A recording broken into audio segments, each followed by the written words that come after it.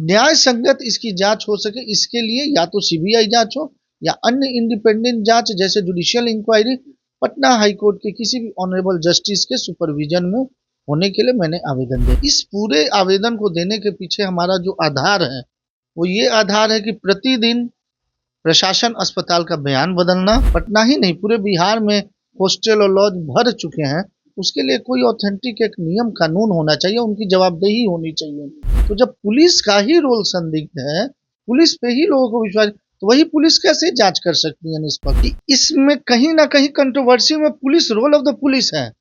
Controversy में नहीं तो मामला इतना तुल नहीं पकड़ता। कहीं ना कहीं या तो पुलिस ने मामले की गंभीरता को इग्नोर किया या कहीं पुलिस की तरफ से बहुत भारी गड़बड़ियां की गई हैं। ऐसे में बिहार में तो बेटियां सुरक्षित नहीं हैं। एकदम नहीं है, बिल्कुल नहीं है। ये तो 2 बच्चियों का बात है कि जो सामने आया, बहुत ऐसी घटनाएं घटती हैं।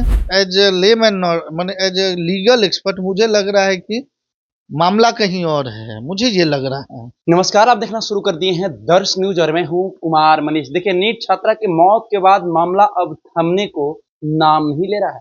अब ये मामला सीधा हाई कोर्ट पहुंच गया है। हमारे साथ बातचीत करने के लिए इस मामले पर हाई कोर्ट के सीनियर एडवोकेट मणिभूषण प्रताप शेखर जी है। ये मामला नीट का मामला आप लगातार आप भी देख रहे हैं और ये मामला अब हाई कोर्ट पहुंच गया है। आप ही ने ये याचिकादारी की है, क्यों आप हाई कोर्ट जज के सामने इस बात को रखी है? देखिए, पहले तो नमस्कार मनीष जी। देखिए, ये पूरा मामला है कि मैंने ये नीट बच्चों की तैयारी करी बच्ची के साथ जो भी मामला विभत्स घटना घटी, उसकी सीबीआई से जांच या फिर इंडिपेंडेंट इंक्वायरी जुडिशियल इंक्वायरी कराने के लिए आवेदन दिया है माननीय मुख्य न्यायाधीश महोदय को। साथ ही साथ इसमें मैंने ये भी इस आवेदन में डाला है कि पुलिस और अस्पताल का रोल, इसकी भी जांच हो कि उनका जो कंडक्ट था अभी तक वो किस तरीके का है, क्योंकि ये भी कटघरे में है। तीसरी चीज, जिस तरह से पूरे बिहार में, पटना ही नहीं पूरे बिहार में हॉस्टल और लॉज भर चुके हैं, उसके लिए कोई ऑथेंटिक एक नियम कानून होना चाहिए, उनकी जवाबदेही होनी चाहिए, वहां कुछ देख रेख की व्यवस्था होनी चाहिए। चौथी, इस पूरे आवेदन को देने के पीछे हमारा जो आधार है वो ये आधार है कि प्रतिदिन प्रशासन अस्पताल का बयान बदलना। तीसरी चीज, खुद इसमें पुलिस प्रशासन ही कटघरे में मीडिया के माध्यम से जो बातें सामने आती हैं, कटघरे में खड़ी होती नजर आ रही हैं। तो जब जो व्यक्ति खुद कटघरे में खड़ा हो, वो व्यक्ति कैसे माने उसी चीज की जांच करेगा? ये हमारे भारतीय संविधान का नैसर्गिक न्याय भी नकारता है इस बात को। हाँ, चूंकि पुलिस ही जो भी खबरें सामने आ रही हैं, कहीं ना कहीं पुलिस का रोल पे लोग डाउट कर रहे हैं। तो जब पुलिस का ही रोल संदिग्ध है, पुलिस पे ही लोगों को विश्वास, तो वही पुलिस कैसे जांच कर सकती है निष्पक्ष? तो इसीलिए इस जनता में विश्वास और न्याय संगत इसकी जांच हो सके, इसके लिए या तो सीबीआई जांच हो या अन्य इंडिपेंडेंट जांच जैसे judicial inquiry Patna high court के किसी भी ऑनरेबल जस्टिस के सुपरविजन में होने के लिए मैंने आवेदन दे रखा है। कौन कौन से पॉइंट पर आपको संशय लगा ताकि आपने आगे याचिका दायर की हाई कोर्ट में? प्रतिदिन बयान बदलना, हॉस्पिटल का रोल, साथ ही साथ पुलिस जैसे मीडिया के माध्यम से कटघरे में खड़ी होते नजर आई, तो जो खुद दोषी कहीं ना कहीं नजर आ रहा है वो कैसे निष्पक्ष जांच कर पाएगा?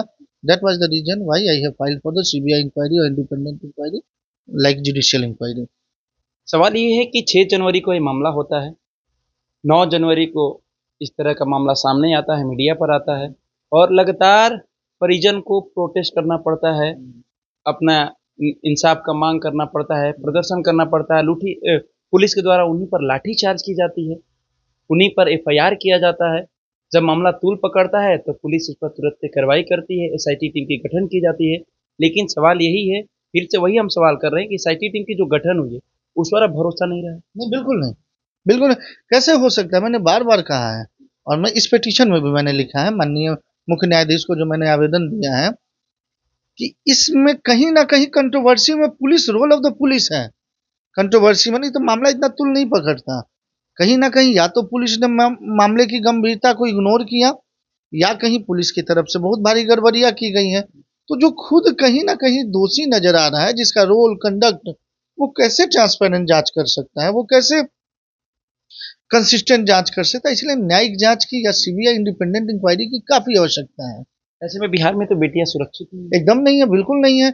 ये तो 2 बच्चियों का बात है कि जो सामने आया, बहुत ऐसी घटनाएं घटती हैं। आए थे नहीं इस तरह की हाँ, घटनाएं देखने आप को? देखें पटना में एक हॉस्टल नहीं है। क्या हमारे बिहार सरकार के पास ये आंकड़ा है कि वो बता सकती है कि छोड़ दीजिए पूरे बिहार में, कि पूरे पटना में कितने गर्ल्स हॉस्टल हैं?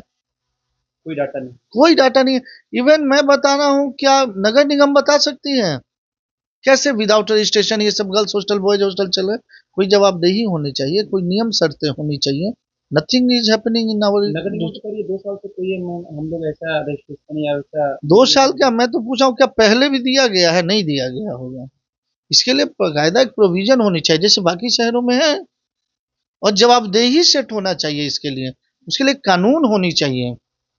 कौन व्यक्ति कैपेबल है?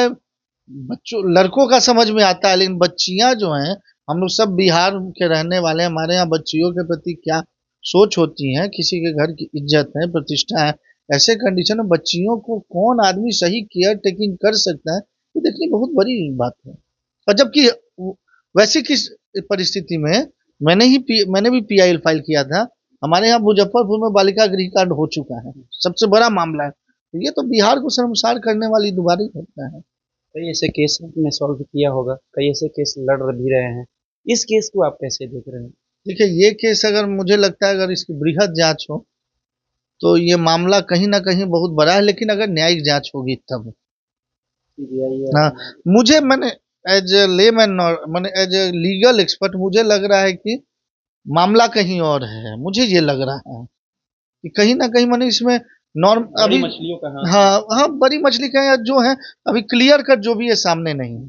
लेकिन हम लोग जीरो ग्राउंड से दिखाने का प्रयास किए थे। शंभू गर्ल्स हॉस्टल के अगल आस पड़ोस जो रहने वाले व्यक्ति हैं, जब उनसे हम लोगों ने बात करने का प्रयास किया तो लोग साफ तौर से ये कहते हुए नजर आए कि देखिए, आधी रात में बड़ी बड़ी गाड़ियां यहाँ पर आती थी और मॉर्निंग से पहले निकल जाती थी। तो कई तरह के गंभीर एलिगेशन भी लगाए इन जा रहे हेडर हैं। में I will also place a fact before you कि इस बात से नकारा नहीं जा सकता। हम लोग भी एक आम इंसान है, हम लोगों भी बहुत गर्ल्स हॉस्टल वगैरह दिखते हैं रास्ते में जाते हुए, तो क्या क्या गड़बड़ियां हो रही हैं। बालिका गृह कांड हमारे पास जब सरकारी है तो वो स्थिति है, तो प्राइवेट का अंदाजा लगा सकते हैं आप, इससे नहीं नकार सकते। अपनी याचिका दायर कर दी है, कब तक लगता है? देखिए हमने आवेदन दिया है, इस आवेदन में ये चैनल लगता है, वो टाइम है, एक टेबल से दूसरे टेबल जाना है। अब देखते हैं माननीय मुख्य न्यायाधीश इस पे कब संज्ञान लेते हैं। हाँ बिल्कुल, पूरा भरोसा है। इंसाफ मिलेगा? मिलना चाहिए, और मिलना चाहिए भी। मिलना चाहिए। बिल्कुल, क्योंकि बड़ा बड़ा मामला है। एक बच्ची की बात नहीं है, पूरे बिहार की अस्मिता की बात है ये, साधारण बात एक नहीं। आखिरी सवाल रखते हैं। उस डॉक्टर वही हॉस्पिटल का बयान बदलता है, वही डॉक्टर फिर इंसाफ का मांग कर रहा है, सुरक्षा का मांग कर रहा है। बेटी को इंसाफ दिलाने की जगह खुद की सुरक्षा चाहिए, ऐसा देखिए क्यों? मैं तो पहले ही बोला ना, मुझे माननीय उच्च न्यायालय जाने का एकमात्र यही कारण नजर आया कि डॉक्टर और प्रशासन का बार बार बयान बदलना। डॉक्टर, गड़बड़ी। हाँ बिल्कुल, 100% गड़बड़ी। देखिए, तो नीट छात्रा की मौत के बाद मामला अब हाई कोर्ट पहुंच गया है। हमारे साथ सीनियर एडवोकेट मणिभूषण प्रताप सिंगर जी से मैंने बात किया, तमाम सवालों का जवाब देते हुए नजर आ रहे थे। इंसाफ के लिए गुहार ये भी लगा रहे हैं और इसमें जो भी दोषी पाए जाएंगे सीबीआई की मांग कर दिए हैं। अब देखना होगा, याचिका दायर हो गया है, आवेदन दे चुके हैं। आगे जो भी फाइल अपडेट होगी मैं फिर इनसे जुड़ूंगा और इस मामले पर बात करने का प्रयास करूंगा। फिलहाल इस खबर में हम इतना ही छोड़ जाते हैं। दीजिए हमें इजाजत। धन्यवाद।